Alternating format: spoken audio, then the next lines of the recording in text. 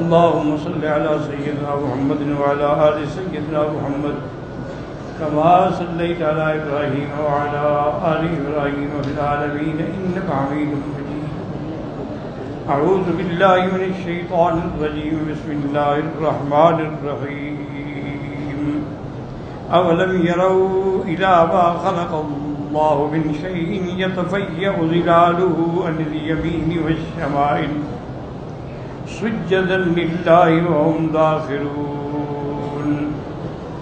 ولله يسجد ما في السماوات وما في الأرض من دابة والملائكة وهم لا يستكبرون يخافون ربهم من فوقهم ويفعلون ما يؤمرون. وقال الله لا تتخذوا إلهين اثنين إنما هو إله واحد فإياي فارهبون. وله ما في السماوات والأرض وله الدين واصبا أفغير الله تتقون. وما بكم من نعمة فمن الله ثم إذا مسكم الضر فإليه تجأرون. ثم إذا كشف الضر عنكم إذا فريق منكم بربهم يشركون ليكفروا بما آتيناهم فتمتعوا فسوف تعلمون. اب اللہ تبارک و تعالی اپنے کمال قدرت کے بارے میں دلائل کا ذکر فرماتے ہیں کہ اولم یروا، کیا یہ نہیں دیکھتے ہیں کہ اللہ نے جو چیزیں پیدا کی ہیں، کوئی چیز بھی یتفیأ ظلالہ عن الیمین و عن الشمائل، کہ اس کے سایہ جو ہے کبھی دائیں کبھی بائیں، سب اللہ کے آگے سجدہ ریز ہیں، اور ہر چیز جو ہے وہ اللہ تبارک و تعالیٰ کے آگے جھکنے والی ہے. وَلِلَّهِ يَسْجُدُ مَا فِي السَّمَاوَاتِ وَمَا فِي الْأَرْضِ، اللہ ہی کو سجدہ کرتے ہیں جو چیزیں آسمانوں میں ہیں اور زمینوں میں ہیں، کوئی بھی جاندار. وَالْمَلَائِكَةُ، اور اللہ کے فرشتے، وَهُمْ لَا يَسْتَكْبِرُونَ، وہ کبھی بھی تکبر نہیں کرتے. يَخَافُونَ رَبَّهُمْ مِنْ فَوْقِهِمْ، وہ اپنے رب سے ڈرتے ہیں. خائفین وجلین، ڈرتے ہیں کہ کہیں ان پر کوئی اللہ کی پکڑ نہ آ جائے. وَيَفْعَلُونَ مَا يُؤْمَرُونَ، اور وہی کام کرتے ہیں جن کا ان کو حکم دیا جاتا ہے. یہ دلائل دینے کے بعد اللہ نے فرمایا وَقَالَ اللَّهُ لَا تَتَّخِذُوا إِلَٰهَيْنِ اثْنَيْنِ إِنَّمَا هُوَ إِلَٰهٌ واحد فإياي فارهبون. اللہ نے فرمایا کہ تم نہ پکڑو دو خدا، اللہ تبارک و تعالیٰ کی وہی ذات ہے، وہی معبود برحق ہے جو ایک ہے، تم صرف مجھ سے ہی خوف کرو. تو پہلے اس میں یہ دلائل دیے گئے کہ اب دیکھیں نا جی، مثلا درخت ہیں، پہاڑ ہیں، حتیٰ کہ علماء نے لکھا کہ خود انسان ہے، اس کا سایہ بھی دیکھیں کبھی برابر ہے، کبھی دائیں ہے، کبھی بائیں ہے، کبھی گھٹتا ہے، کبھی بڑھتا ہے. اسی طرح جتنی چیزیں ہیں، پہاڑ ہیں، درخت، ان کا سایہ بھی دیکھو کبھی دائیں ہے، کبھی بائیں ہے، کبھی بالکل برابر میں ہے. تو یہ سارا نظام کون چلا رہا ہے؟ صرف تم اگر اپنے سائے پر بھی غور کر لو تو اللہ کی وحدانیت اور الوہیت اور قدرت پر ایمان لے آؤ. اور یہ ہمارے نزدیک بس ایک سایہ ادھر ہو رہا ہے ادھر، حالانکہ ہر چیز اللہ کو سجدہ کر رہی ہے، اور ہر کسی کے سجدے کا طریقہ الگ ہوتا ہے. جیسے کہ اللہ فرماتے ہیں من شیء الا یسبح بحمدہ، دنیا میں کوئی چیز ایسی نہیں جو اللہ کی تسبیح بیان نہ کر رہے. ولکن لا تفقہون تسبیحہم، لیکن ان کی تسبیح کو تم سمجھ نہیں سکتے ہو کیسے تسبیح کرتے ہیں، ورنہ ہر چیز تسبیح کرتی ہے. اللہ تبارک و تعالیٰ کے لیے اللہ کے پہاڑ بھی تسبیح کرتے ہیں، اللہ کے لیے تمام قطرات، ابحار، اشجار بھی تسبیح کرتے ہیں، لیکن تم سمجھ نہیں. اب اس کے بارے میں بھی یاد رکھو دو قول ہیں.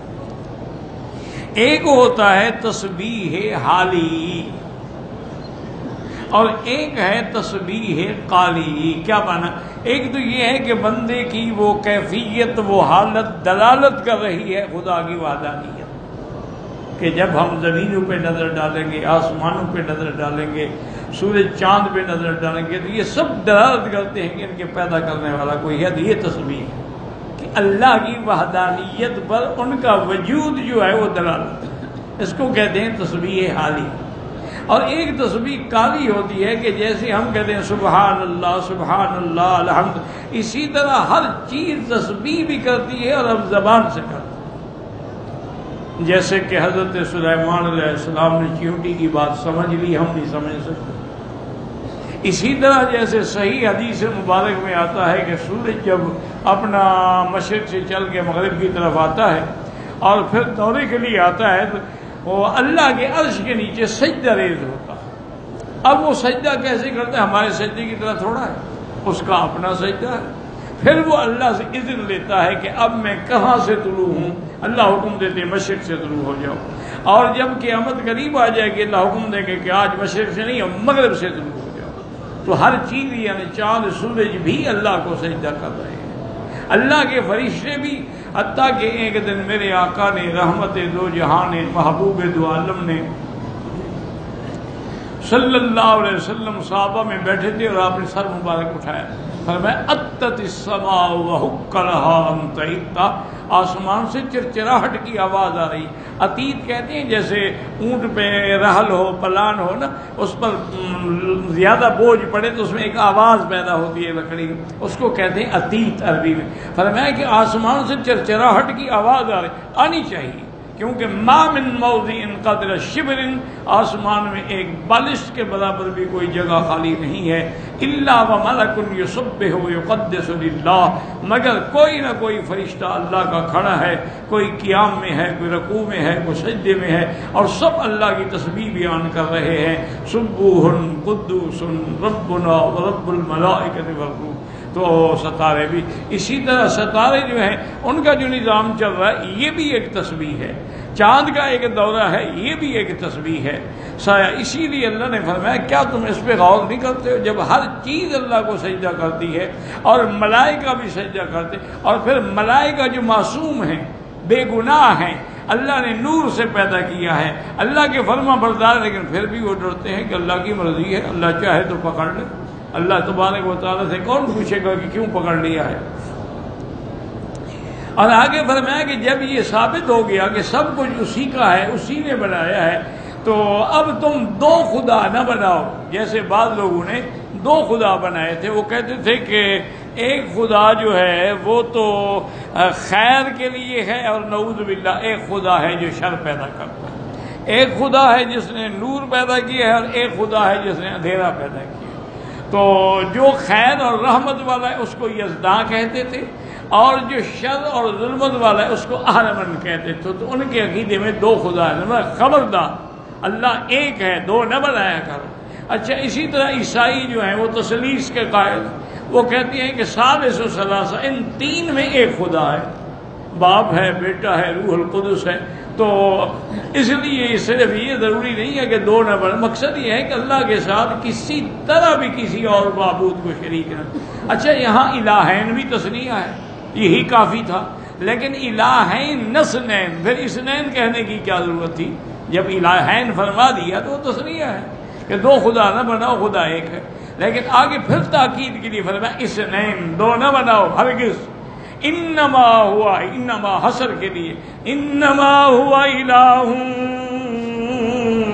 واحد، معبود برحق ایک ہے، جو واحد بھی ہے، جو احد بھی ہے، جو صمد بھی ہے، جو لم یلد ولم یولد بھی ہے. اور اسی سے ڈرو، اسی کے ہاتھ میں ہر چیز ہے. وَلَهُ مَا فِي السَّمَاوَاتِ وَالْأَرْضِ وَلَهُ الدِّينُ وَاصِبًا. وَلَهُ، یاد رکھیں جب ظرف مقدم کر دی جائے نا تو حصر ہو، اسی ہی کے لیے ہے جو کچھ. جیسے آپ کہتے ہیں نا ایاک نعبد و ایاک نستعین، ورنہ اصل تو تھا نعبد ایاک نستعین، لیکن ایاک ظرف مقدم ہو گئی، حصر ہو گیا کہ صرف تیری ہی عبادت کرتے ہیں، تجھ ہی سے مدد مانگتے ہیں، اور کسی سے ہم مدد نہیں مانگتے ہیں. اور کسی کی ہم عبادت نہیں کرتے. اسی لیے فرمایا وَلَهُ مَا فِي السَّمَاوَاتِ وَالْأَرْضِ وَلَهُ الدِّينُ وَاصِبًا. یاد رکھو واسبن کا معنی دائماً. بعض علماء نے فرمایا واسبن کا معنی ہے خالصاً لہو، یعنی اللہ کا دین خالص ہے. افغیر اللہ تتقون، کیا تم اللہ کو چھوڑ کے غیر اللہ سے ڈرتے ہو؟ وما بکم من نعمت فمن اللہ، جو کو تم کو نعمت ملتی ہے، رزق ملتا ہے، خوشی ملتی ہے، اور سب اللہ کی طرف سے. لیکن بندوں کا حال کیا ہے؟ ثم اذا مسکم الضر فالیہ تجارون، جب تکلیف پہنچتی ہے تو پھر اللہ کو پکارتے ہیں، اللہ کی طرف لوٹتے ہیں، پھر گڑ گڑا کے اسی سے مانگتے ہیں. ثم اذا کشف الضر عنکم، پھر جب اللہ اس تکلیف سے نکال دیتے ہیں، فاذا فریق منکم بربہم یشرکون، پھر تم میں سے ایسے بھی ہیں کہ پھر اللہ کے ساتھ شرک شروع کر دیتے ہیں. اس لیے حضرت اکرمہ رضی اللہ عنہ بدل من ابطال الاسلام، حضرت اکرمہ جو ہے نا یہ بھی اسلام کے مجاہدین میں بڑے اعلیٰ مرتبے کے مجاہد، یعنی خالد الولید کے بعد اس کا مقام تھا. وہ یہ فرماتے ہیں کہ زمانہ کفر میں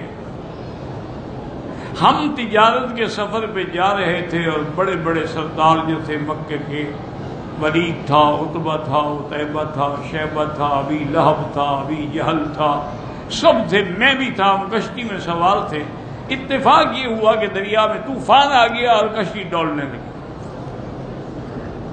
اب جب کشتی ڈوبنے کا خطرہ پیدا ہوا تو اب سب اپنے اپنے خداؤں، کوئی کہہ رہا ہے یا لات یا عزا یا حبل یا منات، لیکن طوفان رکتا ہی نہیں. اب سب نے کہا کہ یار لات منات کو چھوڑو، اب اللہ کے نبی محمد مصطفیٰ کے خدا کو پکارو. اب وہ سارے مل کے کہنے لگے یا رب محمد، محمد مصطفیٰ کا جو خدا ہے ہماری مدد فرما. اب جب انہوں نے اللہ کے سے رجوع کیا تو اللہ پاک نے طوفان مدھم ہو گیا، ہوا چلی، موج آئی، کشتی کو کنارے لگا. جب کنارے پہ پہنچ گیا تو کہنے لگے یار واقعی ہمارے خداؤں نے بڑی مدد کی ہے، فوراً شرک کرنے لگ گئے. اسی کو قرآن نے بتلایا فَإِذَا رَكِبُوا فِي الْفُلْكِ دَعَوُا اللَّهَ مُخْلِصِينَ لَهُ الدِّينَ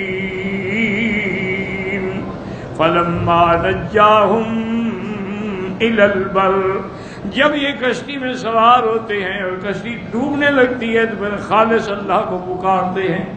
آج ہی میں وہ پڑھ رہا تھا، ہمارے حضرت کلیم اللہ صاحب اللہ ان کو مزید زیادہ سے زیادہ دین کی خدمت اور دعوت کی توفیق دے، جن کی وجہ سے سینکڑوں نہیں ہزاروں ہندوؤں نے کلمہ پڑھا ہے.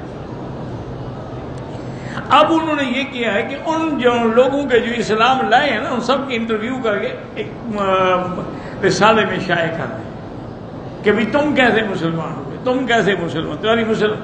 تو وہ لوگ جنہوں نے سب سے پہلے بابری مسجد پہ کدال چلائی تھی نا، الحمدللہ وہ بھی مسلمان، اللہ کا شکر. جو سب سے پہلے یعنی مسجد کو توڑنے کے لیے خوشیاں منا رہے تھے اور چھتوں پہ ساری رات بیٹھے رہے کہ سب سے پہلے میں کدال ماروں گا، اس نے کہا میں کدال ماروں گا. یعنی وہ اتنے بڑے متعصب ہندو جو اللہ کے گھر کو توڑ رہے تھے، اس کا نتیجہ الحمدللہ یہ نکلا کہ اللہ تبارک و تعالی نے ان کے اپنے حالات ایسے پیدا ہو گئے کہ اللہ نے ان کو بھی اسلام کی دعوت دے دی اور قبول ہو گئے اور مسلمان ہو گئے اور پکے مسلمان. اب وہ الحمدللہ مسجدوں کی حفاظت کر رہے ہیں. تو اس لیے حالات ہوتے ہیں، بعض لوگ الٹا بگڑ جاتے ہیں، بعض لوگوں کو ہدایت. اللہ نے فرمایا جب ہم ان کو نجات دے دیتے ہیں پھر شرک کرتے ہیں. لِيَكْفُرُوا بِمَا آتَيْنَاهُمْ، نتیجہ یا تعلیل کیا ہے کہ یہ پھر کفر پہ اسی طرح قائم رہتے ہیں جو ہم نے دیا ان کو، اس کے ملنے کے باوجود بھی۔ اللہ فرماتے ہیں تحدید ہے، فتمتعوا، اچھا چند دن فائدہ اٹھا لو، زندگی ہے چند دن ہے، دنیا کی ہے تک کیا حالت ہے۔ فسوف تعلمون، آنے والے دنوں میں جب قیامت ہوگی تو تمہیں پتہ لگ جائے گا کہ تمہارے اعمال کی کیا جزا ہے۔ اب دنیا کی چند روزہ زندگی ہے، فائدہ اٹھانا ہے اٹھا لو۔ تو اصل معنی یہی ہے کہ ہر آدمی کو کوشش کرنی چاہیے کہ اللہ نے جو ہمیں یہ زندگی کے چند لمحات عطا فرمائے ہیں، موقع عطا فرمایا ہے۔ اب دیکھو نا، جیسے آپ حضرات عمرے پہ آئے ہو، ہر آدمی کاروبار میں ہے، ذمہ دار ہے، اپنے اپنے معاملات میں پھنسا ہوتا ہے، لیکن اب تم اللہ کے گھر میں آئے ہو، اب تو کوئی کام نہیں ہے۔ تو اس فرصت سے فائدہ اٹھاؤ کہ تمہارا رات اور دن جو ہے وہ اللہ کے حرم میں گزرے، طواف میں گزرے، عمرے میں گزرے، ذکر میں گزرے، فکر میں گزرے، ایک لمحے کے لیے بھی غافل نہ ہو، بس آرام کریں اور اس کے بعد پھر اللہ کی عبادت میں لگ جائیں، تاکہ یہ موقع جو ہے فرصت کا، فراغت کا، خدا جو ہمیں پھر کبھی ملے گا یا نہیں ملے گا۔ اس لیے ان چیزوں سے، نعمتوں سے فائدہ اٹھائیں۔ اللہم ثبتنا علی الایمان۔ کہتے ہیں کہ ہم بلوچستان کے اس علاقے میں ہیں کہ 80 فٹ کی گہرائی پہ پانی نکلتا ہے، لیکن وہ بھی میٹھا نہیں ہوتا۔ میرا بھائی اب یہ تو اللہ کے ہاتھ میں ہے، وہ چاہے تو میٹھا کر دیں، وہ چاہے تو کڑوا کر دیں۔ بہرحال اللہ تبارک و تعالیٰ سے دعائیں کریں، اور جب کسی جگہ کنواں کھودنا ہو تو پہلے استخارہ کریں، اس جگہ کھودیں یا نہیں۔ تو استخارے میں جو معلوم ہو وہاں کھودیں، انشاءاللہ میٹھا ہو۔ کہتے ہیں کہ میت کے کفن کو خوشبو لگا سکتے ہیں، میت کو بھی لگا سکتے ہیں، کفن کو بھی لگا سکتے ہیں، بلکہ سنت ہے کہ لگانی چاہیے۔ میت کی آنکھوں میں سرما نہیں لگانا، وہ شادی پہ تھوڑا جا رہا ہے، وہ تو قبر میں جا رہا ہے۔ پہلی بیوی پاگل ہو گئی ہے تمہیں اجازت دے گی؟ بہرحال اسلام میں کوئی پابندی نہیں، آپ کے قانون میں پابندی ہے تو آپ جائیں، کیونکہ وہ قانونی ایسے لوگوں نے تجویز کر کے دیا تھا جو خود حدیث کے بھی منکر تھے۔ جب حدیث کا آدمی منکر ہو تو قرآن کو کیسے سمجھے گا؟ بچہ اگر ماں کے پیٹ سے مرا ہوا پیدا، اس کا کوئی جنازہ نہیں ہے۔ جب وہ زندہ ہی نہیں ہے تو زندہ ہو کے مرے، چاہے چیخ بھر کے مر جائے، جنازہ ہوگا، لیکن مردہ ہی پیدا ہوا ہے تو اس کے جنازہ نہیں ہوگا۔ میں مسجد میں جاتا ہوں تو میرے پاس ٹائم کم ہوتا ہے، جماعت ہو جاتی ہے تو میں مسجد کی 2 رکعت پڑھوں کہ سنت افضل ہے، کہ جب تم نے فرض ہی چھوڑ دیے ہیں تو سنتوں کے مسئلے کیوں پوچھ رہے ہو؟ مسجد میں ایسے وقت جاتے ہو جماعت ہو جاتی، تم سب سے پہلے سنتیں تراویح نہ پڑھو، پہلے فرض تو پڑھو۔ باقی اگر وقت ہو تو تحیت المسجد پڑھ سکتے ہو، ورنہ جو نماز سے پہلے ہم سنت پڑھیں گے تحیہ بھی اسی میں آ جاتی ہے۔ میں نے اپنی 3 ہمشیرہ کی شادی اپنے خرچے سے کی ہے، لیکن اصلی شریکہ وہ اب جائیداد کی وارث ہیں، شادی میں ان کے جائیداد کا حصہ نہیں آ جاتا۔ سب سے زیادہ طواف کرو، چونکہ طواف ایک ایسی عبادت ہے جو دنیا میں کسی جگہ نہیں ہو سکتی۔ بہرحال حضور کے روضہ مبارک پہ جب صلاۃ و سلام پڑھیں تو کہہ سکتے ہیں الصلاۃ والسلام علیک یا رسول اللہ۔ قوالی سننا حرام ہے، چونکہ 7 باجے ہوتے ہیں نا۔ 4 رکعت سنت میں ہر رکعت میں سورت پڑھنی ہوگی، ہاں جی بالکل، ہر رکعت میں سورت، فاتحہ بھی پڑھیں گے، سنت بھی پڑھیں گے۔ سورت واقعہ جب چاہو پڑھو، دن میں پڑھو، لیکن افضل یہی ہے کہ رات کو پڑھے۔ ہمارے مسجد کا امام قرآن کے حروف میں فرق نہیں کرتا تو نماز نہیں ہوتی۔ حروف کی ادائیگی ضروری ہے نماز میں۔